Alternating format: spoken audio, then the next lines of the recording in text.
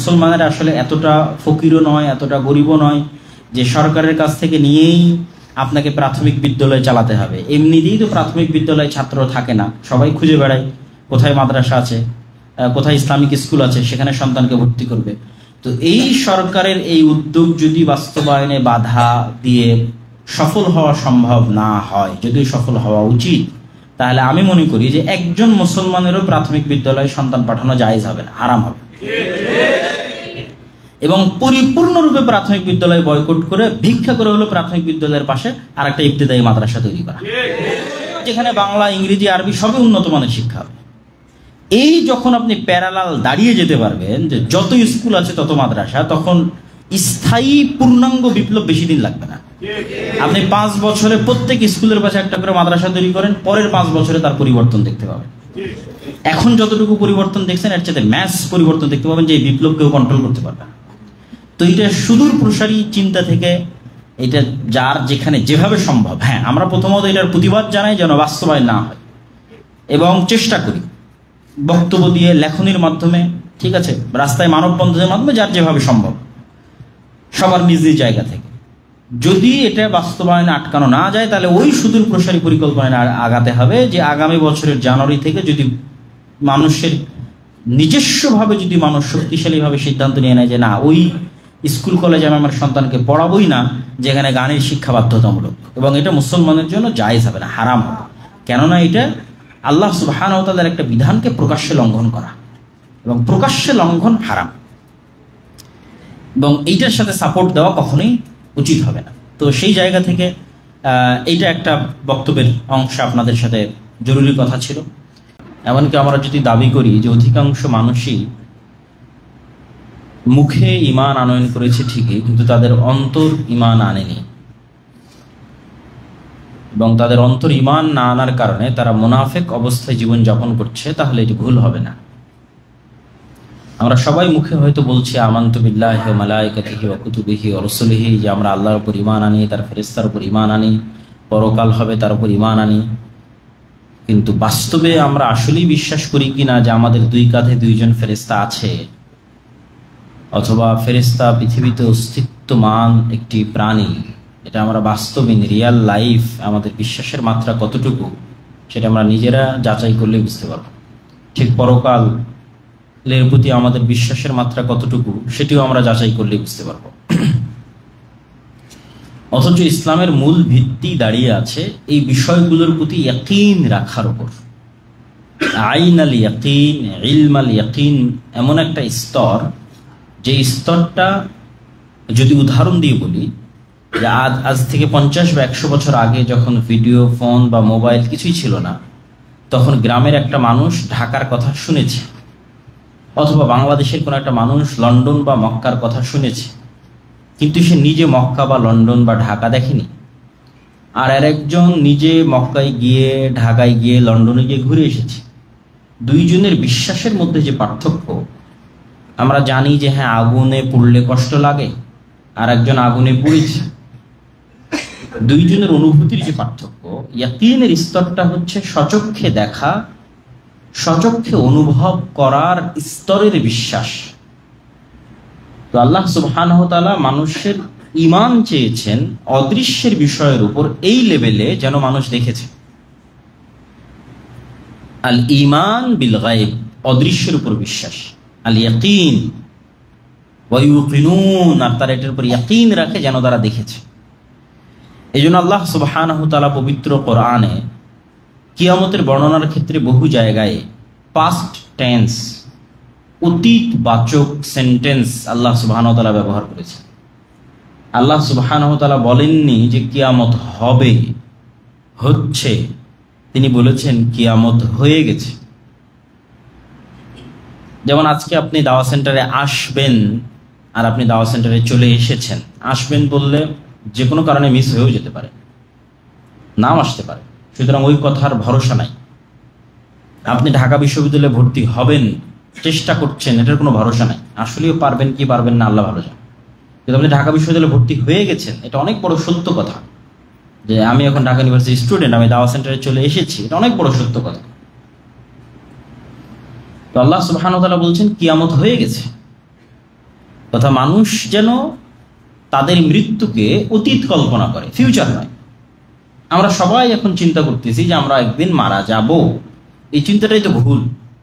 আমাদের চিন্তা করা উচিত যে পৃথিবী আর অল্প কয়দিন পরই 2100 সালে গিয়ে পৌঁছবে, আর 2100 সালে আমরা কেউ থাকবো না, মানে 2100 সালে আমরা কেউ নাই। আপনি যদি কল্পনা করেন যে এখন পৃথিবীতে 2100 সাল এই ঢাকা নগরীতে, তাহলে তখন 100% এখানে আমরা যতজন আছি কেউই নাই, সেই পৃথিবীতে কেউ নাই। তো অতীত কল্পনা করা যে হ্যাঁ আমাদের মৃত্যু হয়ে গেছে, মৃত্যুর পর কবর হয়েছে, পুনরুত্থান হয়েছে, জান্নাত জাহান্নামের ফয়সালা হয়েছে, এবং জান্নাত জাহান্নামের ফয়সালার পর আল্লাহ সুবহানাহু ওয়া তাআলার দয়া এবং রহমতে আমরা হয়তো জান্নাতে পৌঁছে গেছি।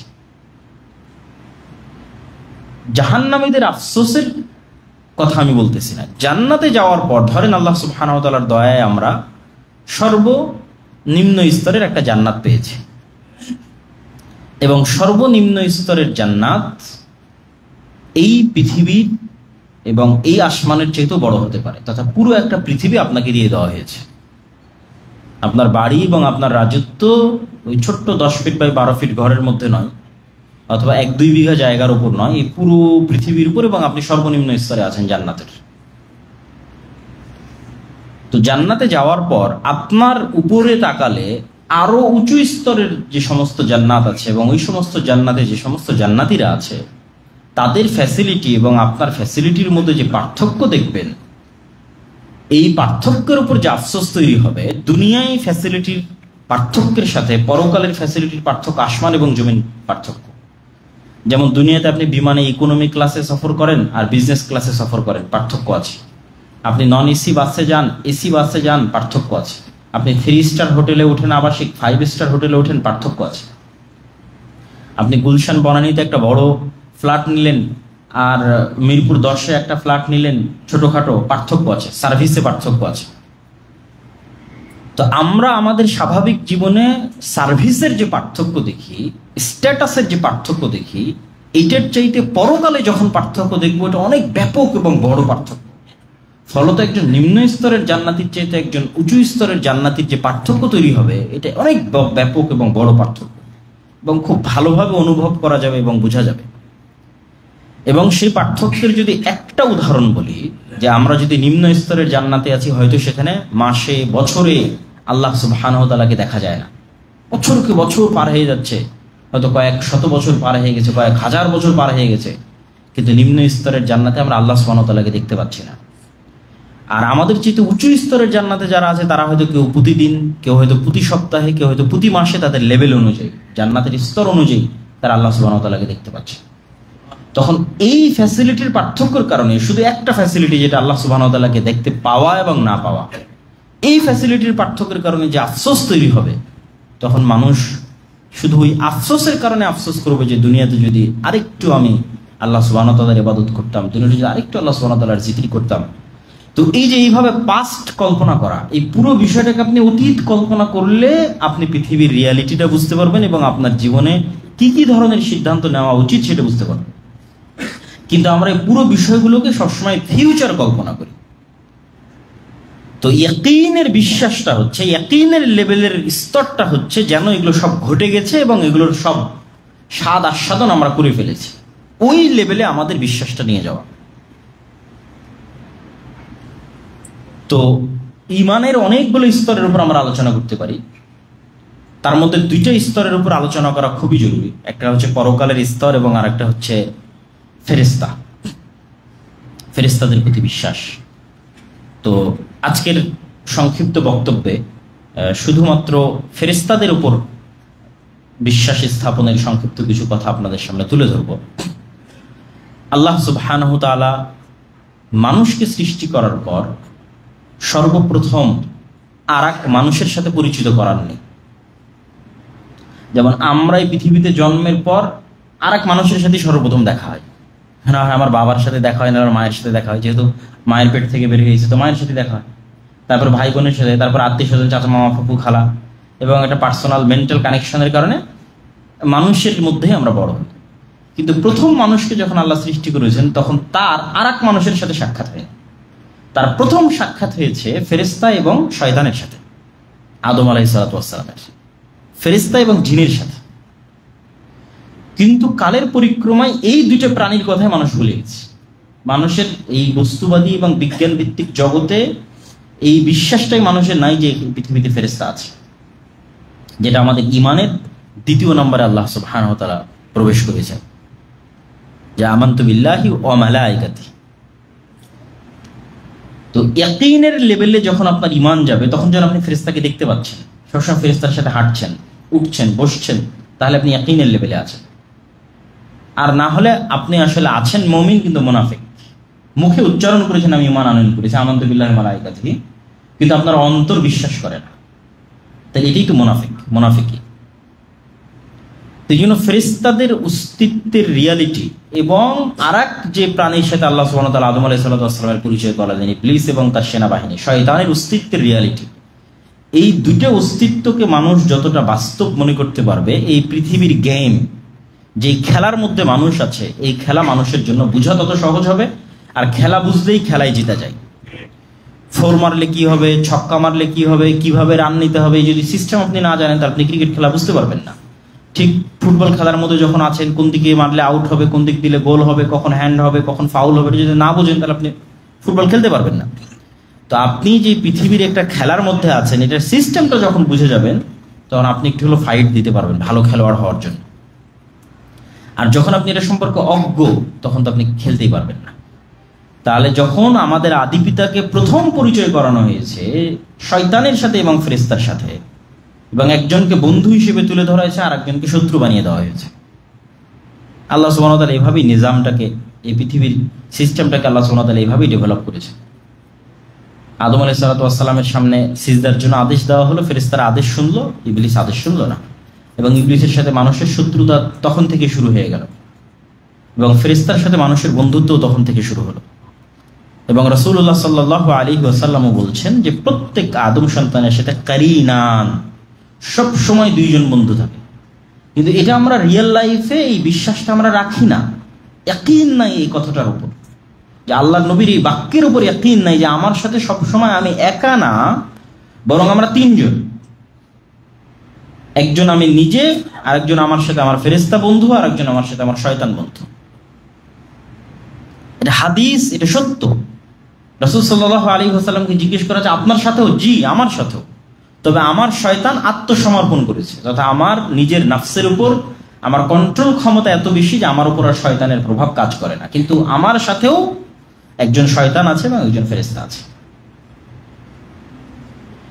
এবং আরেক হাদিসে রাসূলুল্লাহ সাল্লাল্লাহু আলাইহি ওয়াসাল্লাম বলতেছেন যে লাম্মা, শয়তানের লাম্মা এবং ফেরেশতার লাম্মা, যে মানুষ যখনই কোনো কল্যাণকর কাজের চিন্তা তার মাথায় আসে, তখন এটা ফেরেশতার পক্ষ থেকে ইলহাম, আর যখনই কোনো অকল্যাণকর কাজের চিন্তা তার মাথায় আসে, তখন সেটা শয়তানের পক্ষ থেকে ওয়াসওয়াসা। তাহলে মানুষের হৃদয় এত আপার লেভেলের একটা মেশিন বা যন্ত্র, যেই লেভেলে বিজ্ঞানের পৌঁছা সম্ভব নয়। তো এই অন্তরটা শয়তানের সাথেও কানেকশন তৈরি করতে পারে, ফেরেশতার সাথেও কানেকশন তৈরি করতে পারে, নূরের সাথেও কানেকশন তৈরি করতে পারে, আগুনের সাথেও কানেকশন তৈরি করতে পারে। এরকম একটা আপার লেভেলের মেশিন আল্লাহ সুবহানাহু ওয়া তাআলা মানুষের অন্তরকে বানিয়ে দিয়েছে, যা বুকে থাকে, যেখানে রূহ দেওয়া হয়েছে, যেটা মানুষের আত্মপরিচয় নির্ধারণ করে। পৃথিবী যদি বিজ্ঞানের সর্বোচ্চ শিখরে পৌঁছে যায়, সর্বোচ্চ শিখরে পৌঁছার পর মানুষের ব্রেনের ডাটা ট্রান্সফার হয়ে যেতে পারে, মৃত মানুষেরও হতে পারে, যদি সর্বোচ্চ পর্যায়ে পৌঁছে যায়, হতে পারে। কিন্তু ওই মানুষের আত্মপরিচয় ফেরত আসবে না যতক্ষণ রূহ না আসবে। আর রূহ বিজ্ঞান কোনোদিন তৈরি করতে পারবে না। ফলত বিজ্ঞান সর্বোচ্চ লেভেলে গেলেও কোনোদিন আত্মপরিচয় তৈরি করতে পারবে না। হ্যাঁ, হয়তো ইমাম বুখারীর ব্রেনের ডাটা ট্রান্সফার করে নিয়ে আসলো, আইনস্টাইন নিউটনের ব্রেনের ডাটা ট্রান্সফার করে নিয়ে চলে আসতেছে বিজ্ঞান, কিন্তু নিউটনের আত্মপরিচয় ফেরত আসবে না, ইমাম বুখারীর আত্মপরিচয় ফেরত আসবে না, যেটা রূহের সাথে কানেক্টেড। মানুষ দেখে, বুঝে, শোনে এবং চিন্তা করে তার রূহের শক্তিতে।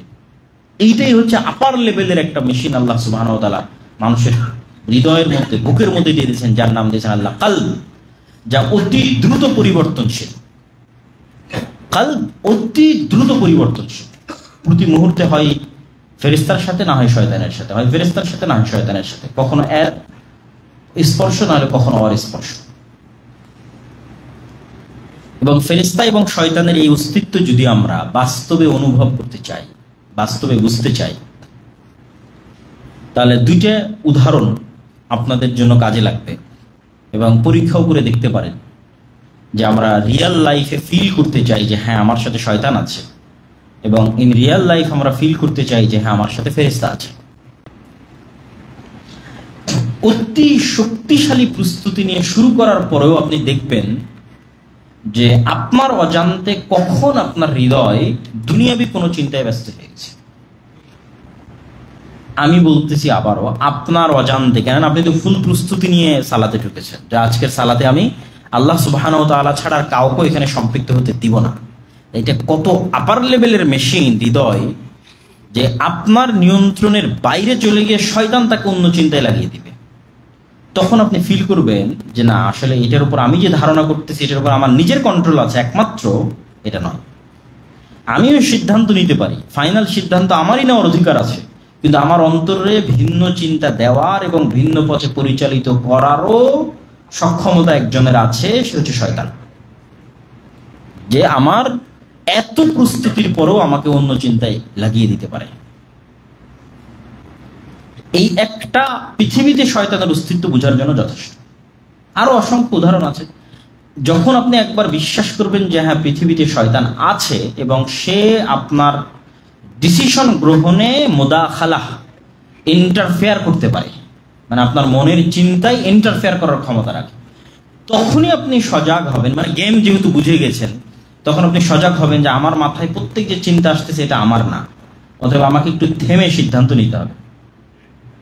আর যতক্ষণ এই গেমের এই ধরনটা আপনি বুঝবেন না, ততক্ষণ তো আপনি মনে করবেন আচ্ছা আমার তো গান শুনতে মন চাচ্ছে, গান শুনি, আমার তো ফজরে ঘুমিয়ে থাকতে মন চাচ্ছে, ঘুমাই কেন। ওগুলো তো প্রত্যেকটাকে আপনি আপনার ডিসিশন মনে করতেছেন, কেন তখন আপনি খেলাটা বুঝে ওঠেননি।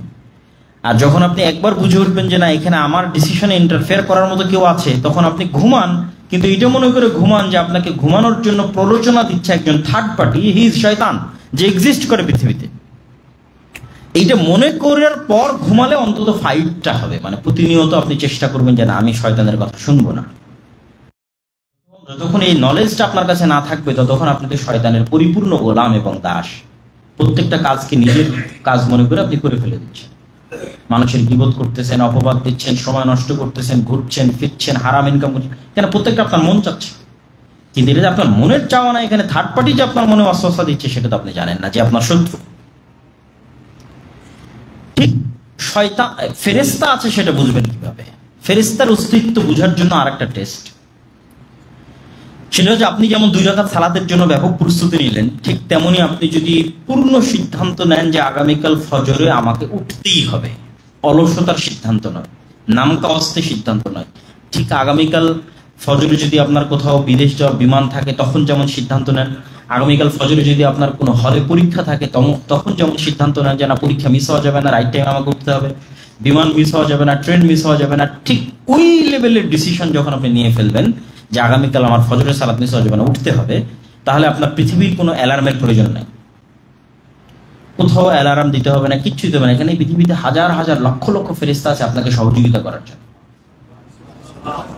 তখন আপনি ফেরেশতার অস্তিত্বটা বুঝতে পারবেন, যে আপনি যখন অ্যালার্ম ছাড়াই ঘুম থেকে উঠে যাবেন এবং প্রতিদিন উঠতে পারবেন, প্রতিদিন আপনাকে কোনো না কোনো ওয়েতে ফেরেশতা উঠিয়ে দিবে।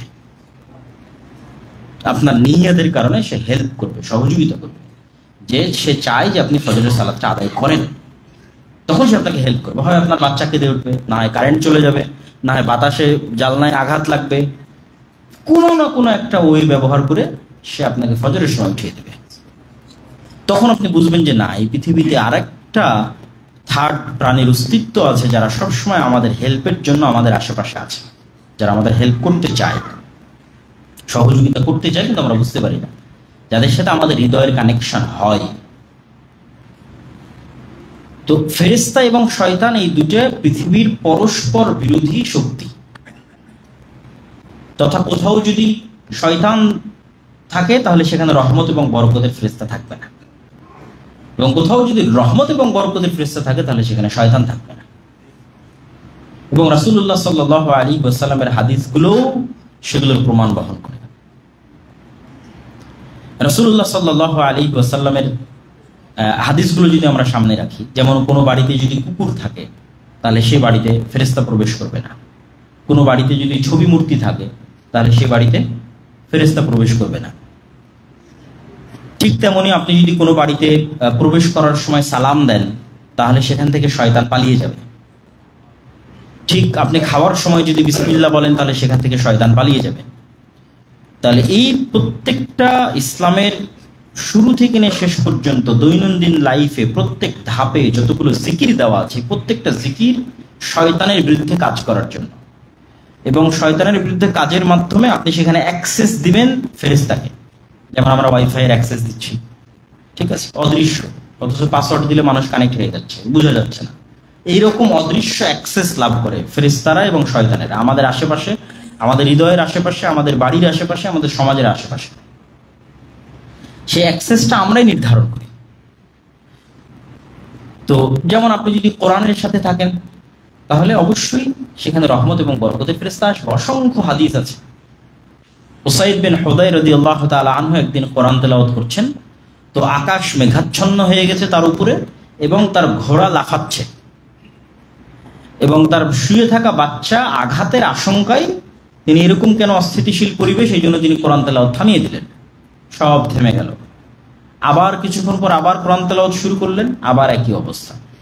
3 বার এরকম করার পর কোরআন তেলাওয়াত থামিয়ে দিয়ে পরের দিন সকালে রাসূলুল্লাহ সাল্লাল্লাহু আলাইহি ওয়াসাল্লামকে জানালেন। তিনি বললেন, তোমার কোরআন তেলাওয়াতের আওয়াজে সেখানে ফেরেশতারা আসতেছিল, সেই ফেরেশতাদের কারণে এরকম পরিবেশ হচ্ছে।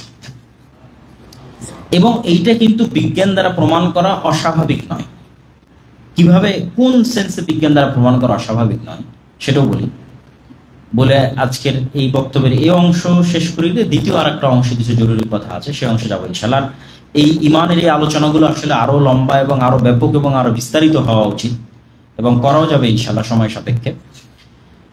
তো সেটা কি? সেটা হচ্ছে কুকুরের ঘ্রাণ যদি আপনি দেখেন, কুকুরের ঘ্রাণ মানুষের চাইতে 10,000 গুণ বেশি পাওয়ারফুল। তো মানুষ কিন্তু এমন কোন যন্ত্র আবিষ্কার করতে পারেনি যে যন্ত্রটা কুকুরের মতো ঘ্রাণ নিতে পারবে। আবারও বুঝেন আমার কথা, মানুষ নিজে কুকুরের মতো ঘ্রাণ নিতে পারে না। আবার মানুষ এমন কোন যন্ত্র আবিষ্কার করতে পারেনি যে যন্ত্রটা সেম হুবহু কুকুরের মতো পাওয়ারফুল ঘ্রাণ নেবে। এই জন্য মানুষ কুকুরকে প্রশিক্ষণ দিয়ে কাজে লাগায়। তাহলে এটার সামারি কি দাঁড়ালো, যে কুকুর এমন লেভেলের ঘ্রাণ লাভ করে যেই লেভেলের ঘ্রাণ মানুষের পক্ষে লাভ করা সম্ভব নয়, মানুষের তৈরি করা কোনো মেশিনের পক্ষে সম্ভব নয়। এই একটা জিনিস যখন প্রমাণ হয়ে যাবে তখন ধীরে ধীরে বাকিগুলো প্রমাণ হয়ে যাবে। ডট ডট পূরণ করতে থাকেন, আমরা আগাতে থাকি। ঠিক হাতি এমন লেভেলের সাউন্ড সে শুনে, মানুষের চেয়ে কয়েক হাজার গুণ বেশি তার শ্রবণ ক্ষমতা আল্লাহ সুবহানাহু ওয়া তাআলা দিয়েছে, যেই লেভেলের শ্রবণ ক্ষমতা মানুষের নাই এবং মানুষের তৈরি করা কোনো যন্ত্রের নাই। তাহলে হাতি এমন কিছু আওয়াজ শুনে যে আওয়াজ মানুষ শুনে না, মানুষের তৈরি করা কোনো যন্ত্র শুনে না। এরকম একের পর এক অসংখ্য উদাহরণ দাঁড় করাতে পারবো। করাতে লাস্ট সামারি কি, কুকুর এমন কিছু লাইট দেখে, আলো দেখে, যে আলো মানুষ দেখে না এবং মানুষের তৈরি করা কোনো যন্ত্র দেখে না। যদি আগের দুটো সত্য হয়, এটাও সত্য। ঠিক মোরগ এমন কিছু লাইট দেখে, এমন কিছু আলো দেখে যা মানুষ দেখে না, মানুষের তৈরি করা যন্ত্র দেখে না। যেটা রাসূলুল্লাহ সাল্লাল্লাহু আলাইহি ওয়াসাল্লাম বলছেন, কুকুর শয়তানকে দেখে আর মোরগেরা ফেরেশতাকে দেখে।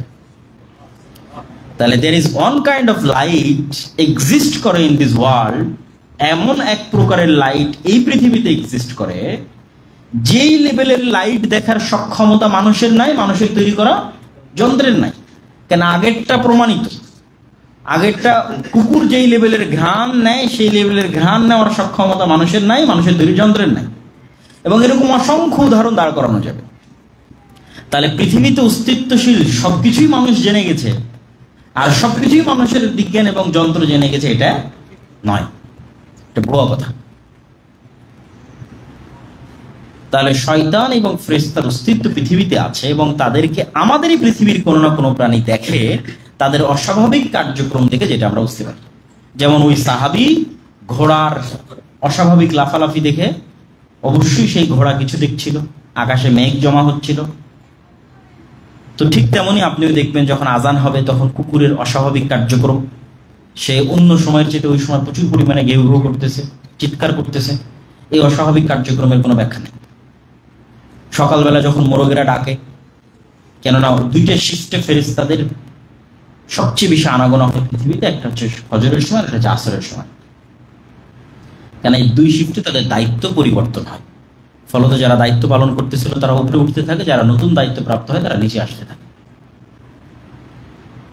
এবং ফেরেশতা সংক্রান্ত যত ঘটনা রাসূলুল্লাহ সাল্লাল্লাহু আলাইহি ওয়াসাল্লামের জীবদ্দশায় সংঘটিত হয়েছে সবগুলোকে যদি আমি একাধারে বলতে থাকি, এটা আমাদের একটা বিস্তারিত বই আকারে আসতেছে ইনশাআল্লাহ, তাহলে আপনি আরো বিস্তারিত অনুভব করতে পারবেন যে সাহাবীদের যুগে এবং রাসূল সাল্লাল্লাহু আলাইহি ওয়াসাল্লামের যুগে তাদের বিশ্বাসের লেভেলটা কোন লেভেলে ছিল। যে একটা অপরিচিত মানুষ মসজিদে আসলো, ছোট্ট, এখনো মদিনা কত ছোট, এখনো মদিনা কত ছোট রিয়াদের তুলনায়, দাম্মামের তুলনায়, লন্ডনের তুলনায়, তাহলে আজ থেকে 1500 বছর আগে এটা কত ছোট নগরী হতে পারে। আর এখনই মদিনার সব মানুষকে চেনা সম্ভব, তাহলে ওদিন তো আরো চেনা সম্ভব। উহুদের যুদ্ধে গোটা মদিনায় জমা করা গেছে যুদ্ধ করার জন্য।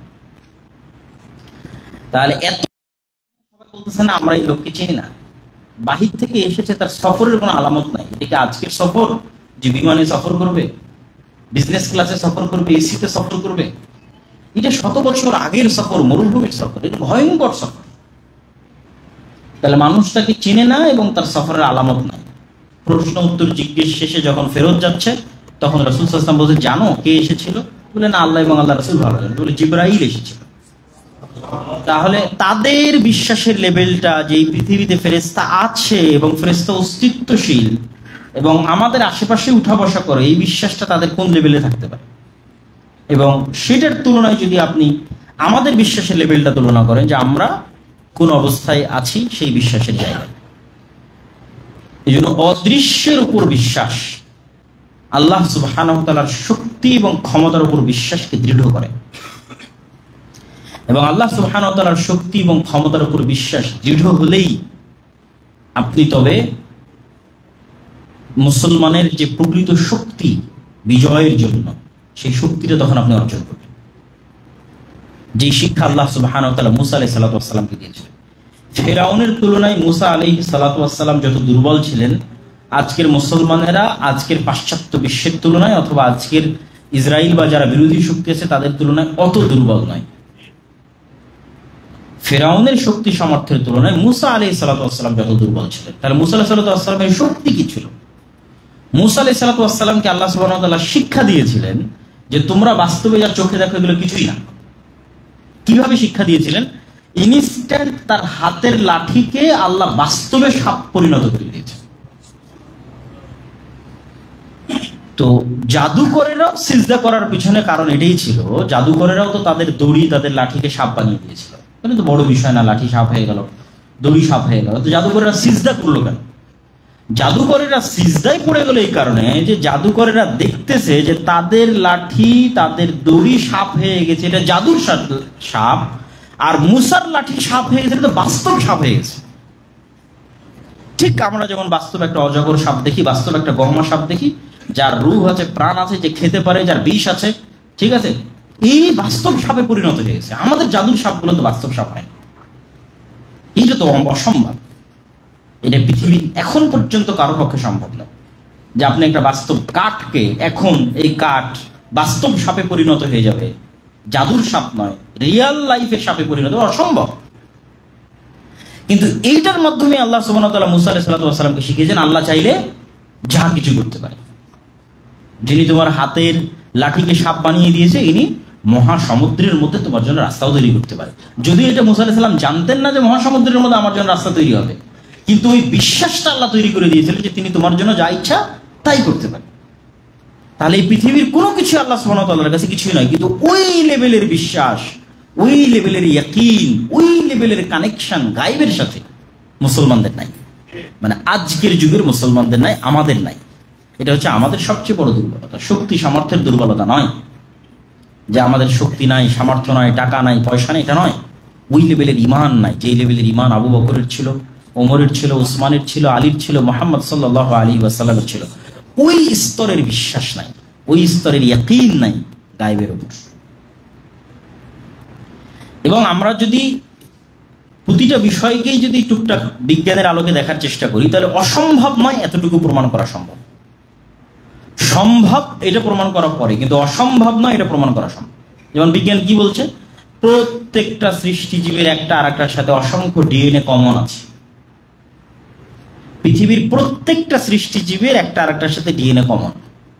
যেমন বানরের সাথে মানুষের ডিএনএ 98% কমন, শুকুরের সাথে মানুষের ডিএনএ 98% কমন।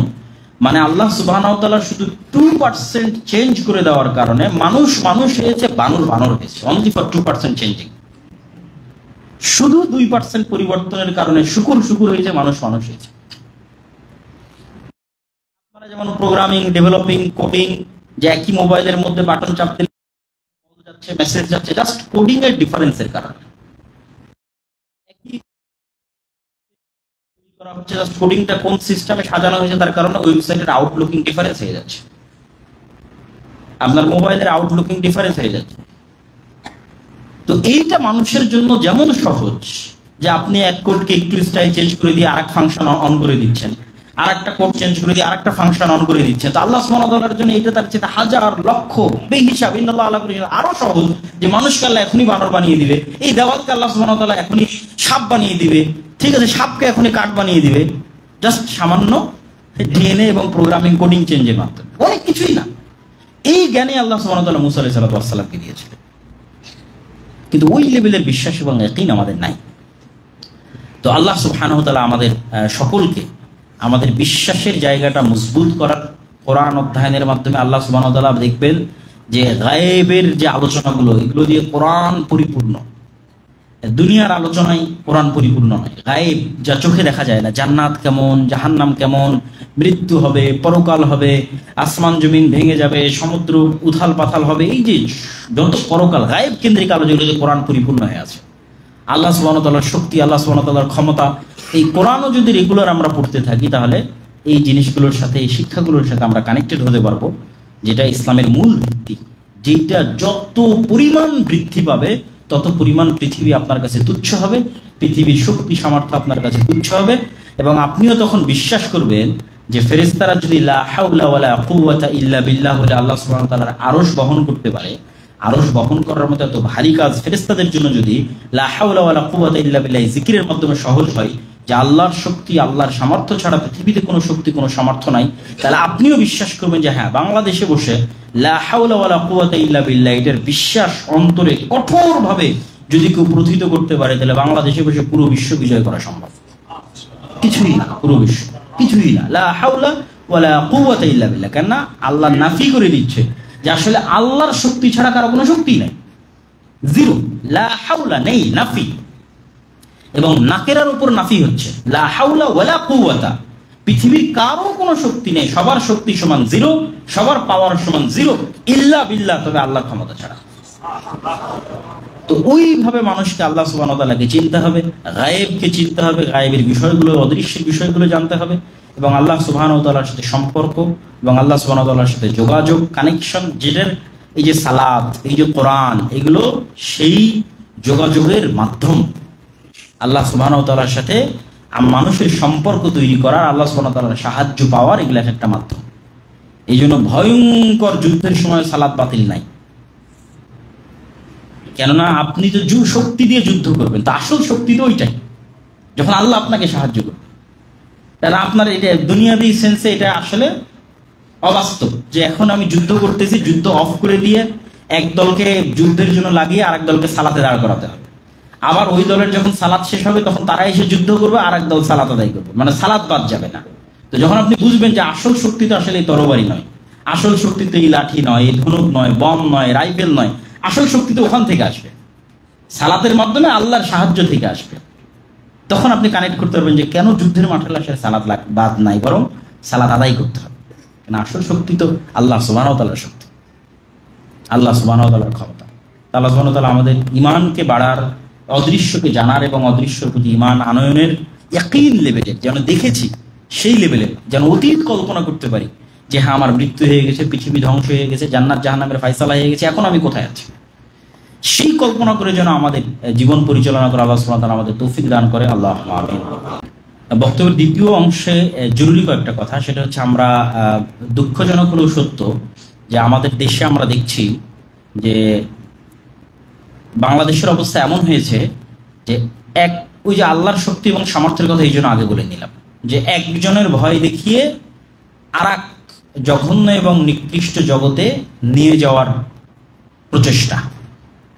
যেমন আগের 15-20 বছর ছিলাম দাদা বাবুদের ভয়ে, এখন ওদের ভয় দেখিয়ে বাংলাদেশকে পাশ্চাত্যের কোলে তুলে দেওয়া, যে এই এখনই কিন্তু তুমি ওদের দখলে চলে যাবা বা আবার ফিরে আসবে, অমুক হবে তুমুক হবে, অতএব তুমি পাশ্চাত্যের সাথে থাকো তাহলে তোমার সব ঠিক থাকবে।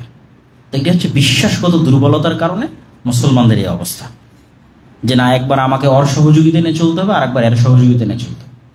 তো পাশ্চাত্যের হাতে তুলে দেওয়ার বা তাদের সকল প্রজেক্ট বাস্তবায়নের একটা বড় আলামত আমাদের সামনে প্রকাশ পাচ্ছে, সেটা যে প্রাথমিক বিদ্যালয়গুলোতে সঙ্গীত শিক্ষক বাধ্যতামূলক করা। নাউজুবিল্লাহি মিন যালিক। এটা কিন্তু পাশ্চাত্যের প্রজেক্ট এবং বাস্তবায়ন হচ্ছে কার ভয় দেখিয়ে, এই যে দখল করে নিল, কিন্তু ধরে নিল, কিন্তু মানে পাশের দেশ। তাহলে এক সময় ওদের ভয়ে এদের কাছে বাঁচতে চাও, এখন এদের ভয়ে হর কাছে বাঁচতে চাও, যেটা পুরো মুসলিম বিশ্বের পলিটিক্সে যদি আপনি দেখেন একই অবস্থা, যে ওর ভয় এর কাছে বাঁচতে চাও, ওর ভয় এর কাছে বাঁচতে চাও। কেননা কারো আল্লাহর শক্তি এবং সামর্থ্য সম্পর্কে জ্ঞান নাই এবং ওই লেভেলের ইয়াকিন নাই। তো এইটা খুবই দুঃখজনক বিষয় এবং আমি মনে করি যে এটার দুইভাবে আমরা প্রতিবাদ করতে পারি। প্রথমত বাংলাদেশের যারা ইসলামী রাজনীতি করেন, আমি মনে করি যে তারা যদি এই বিষয়টা বন্ধ না করতে পারে, অফ না করতে পারে, তাহলে তাদের এদেশে রাজনীতি করারই দরকার নেই। কেন আপনি ইসলামের নামে জনগণের ভোট নিবেন এই মর্মে আপনি ইসলামের নামে রাজনীতি করতেছেন, আর এইরকম একটা ইস্যু সবার চোখের সামনে আসতেছে, অথচ আপনি নিশ্চুপ, কারণ আপনাকে ক্ষমতায় যেতে হবে, কম্প্রোমাইজ না করলে ক্ষমতায় যেতে পারবেন।